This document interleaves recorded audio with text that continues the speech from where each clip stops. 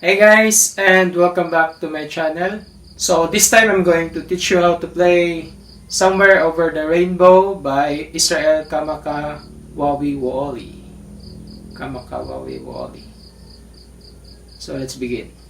So ang kantang ito ay may tatlong parts, yung intro, then yung verse at yung chorus na part. So let's have first the intro. Sa intro, ang first chord ay C. So, third fret lang sa fourth string. The next ay E minor. Next ay A minor. So, dito sa second fret. Sunod ay F.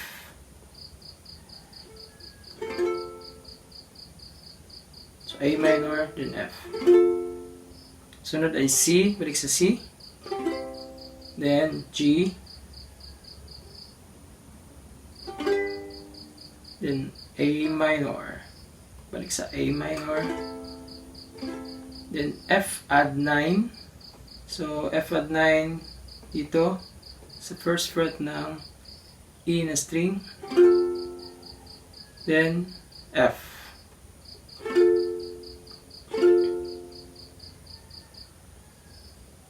Then C, balik sa C. Then E minor. Then F. Then C. Then balik sa F. Then E7. So E7, yun ito.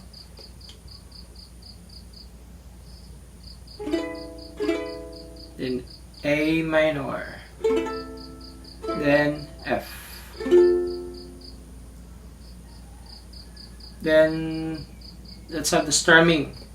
So, sa strumming, ito lang. Pwede nyo yung slow mo ang video.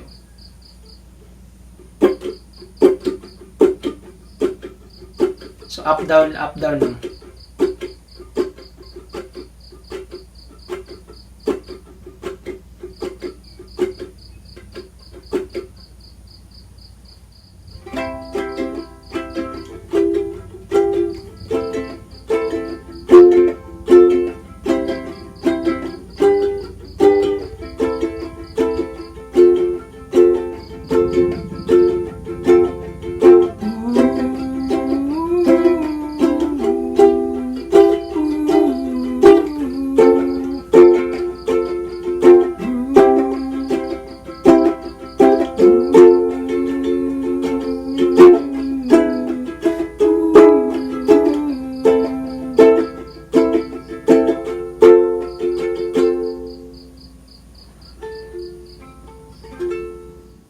Then, ang second part ay ang chorus.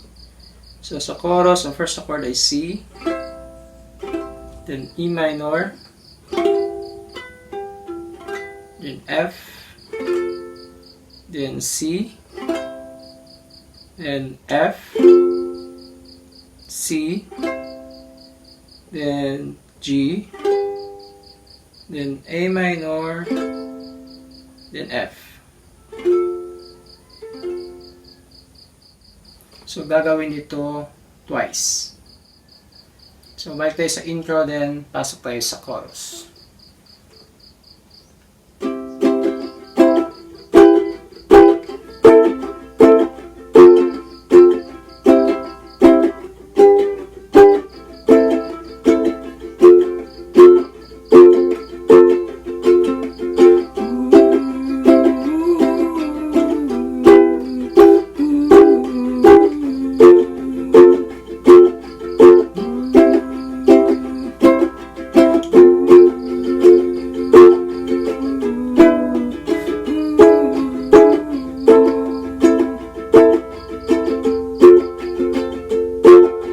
Somewhere over the rainbow, way up high, and the dreams that you dream of once in a lullaby.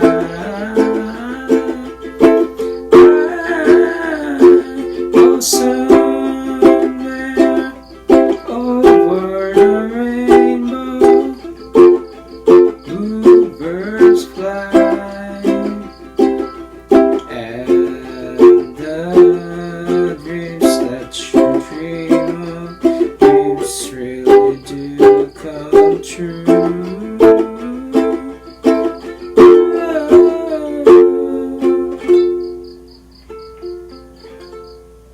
Then, ang third na part ay ang verse. So, sa verse, ang chords na ginamit ay C, then G, then A minor, then F. So, gagawin din ito twice. And the dreams that you dream of, dreams really do come true. Ooh, someday I wish upon a star, wake up where the clouds are far behind me, yeah, where trouble melts like lemon drops, high above the chimney top, that's where you find me, somewhere over the rainbow, way up high, and the dreams that you dream of once in a lullaby.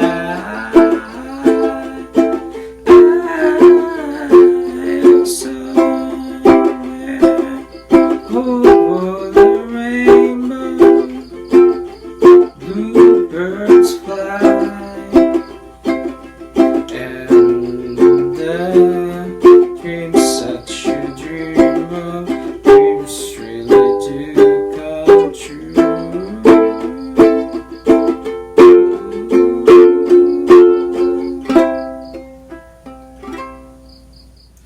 So that's the song, Somewhere Over the Rainbow. So I hope na nakatulong ang video na ito. So kung hindi pa kayo nakasubscribe sa aking channel, please do subscribe for more videos. So I have guitar and ukulele tutorials, then I have math tutorials, and also DIY projects and DIY repairs. So thank you for watching and see you next time.